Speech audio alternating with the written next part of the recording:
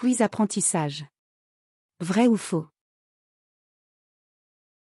Synonyme d'expérience professionnelle et d'insertion sur le marché du travail, l'apprentissage est de mieux en mieux perçu par les jeunes. Pour autant, alors qu'il constitue depuis longtemps une voie d'excellence en Allemagne et en Suisse, quelques clichés subsistent encore en France. Démêler en 10 questions le vrai du faux. L'apprentissage, c'est pour les jeunes qui n'aiment pas l'école. Vrai ou faux?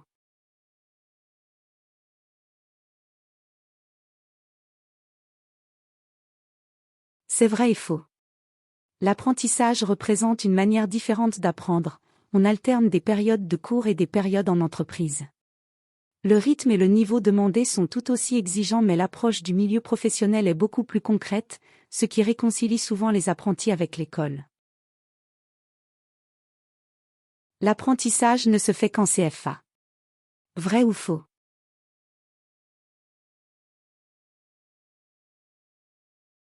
C'est faux.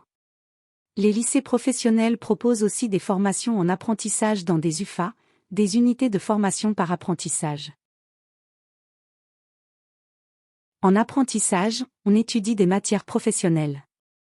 Vrai ou faux?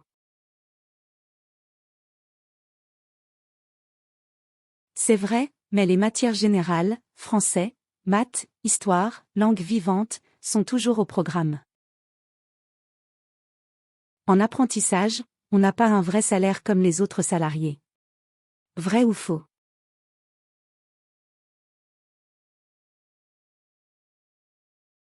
C'est faux. Le contrat d'apprentissage est un vrai contrat de travail avec un salaire tous les mois. Son montant dépend de l'âge et de l'année d'apprentissage. Il est calculé sur la base du SMIC et dépend de l'année du contrat et de l'âge de l'apprenti. Ainsi, pour les contrats conclus à partir du 1er janvier 2019, un apprenti de moins de 18 ans en première année de formation percevra 27% du SMIC. Un apprenti de 18 ans à 20 ans en deuxième année de formation touchera 51% du SMIC. Un apprenti de 21 à 25 ans en troisième année recevra 78% du SMIC ou du SMC, salaire minimum conventionnel de l'emploi occupé. Un apprenti de 26 ans et plus en troisième année de formation percevra 100% du SMIC ou du SMC. De plus, des conventions ou des accords collectifs de branche ou d'entreprise peuvent fixer des rémunérations plus élevées. L'apprentissage, c'est pour les métiers manuels. Vrai ou faux?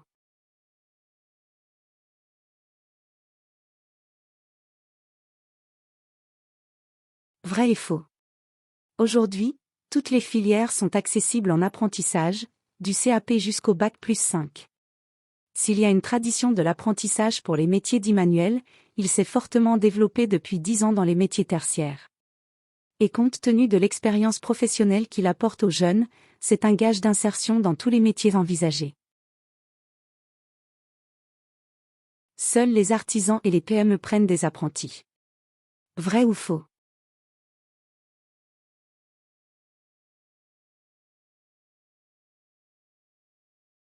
C'est faux. Les grandes entreprises, tous secteurs confondus, prennent aussi des apprentis et en sont même friandes.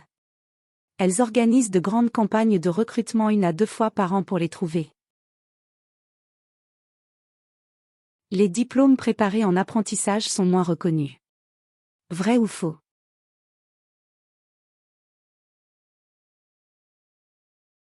C'est faux. Les diplômes, qu'ils soient préparés en apprentissage ou sous statut scolaire, sont exactement les mêmes et ont la même valeur. Les matières étudiées et les compétences à acquérir sont identiques. L'apprentissage, c'est pour travailler au plus vite. Vrai ou faux?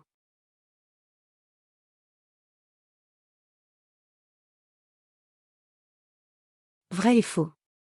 L'apprentissage permet de s'insérer rapidement dans la vie active. Toutefois, les poursuites d'études sont possibles. Des passerelles entre diplômes ont été aménagées pour que les jeunes continuent leur parcours de formation et obtiennent le plus de qualifications possible. Avant d'entrer en apprentissage, je dois trouver une entreprise. Vrai ou faux?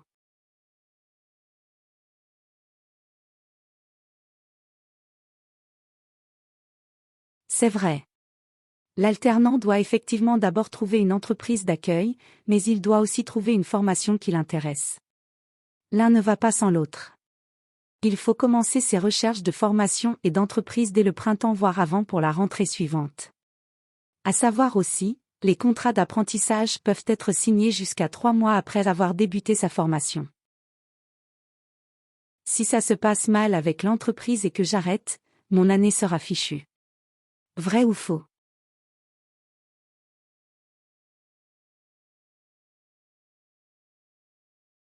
C'est faux.